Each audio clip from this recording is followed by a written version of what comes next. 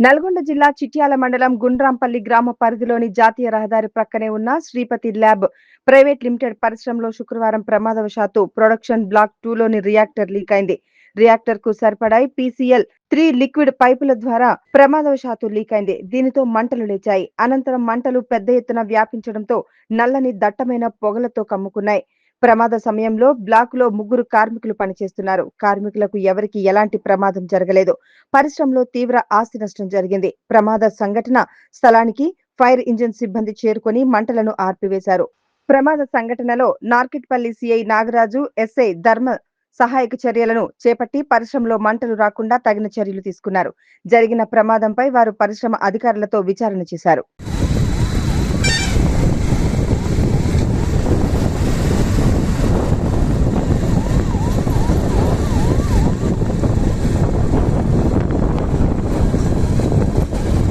గుండ్రాంపల్లి కంపెనీలో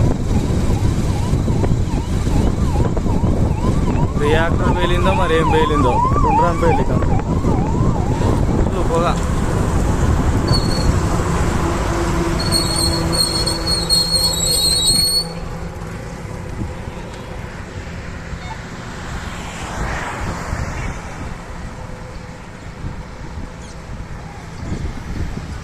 బంకే అవుపిస్తలేదు.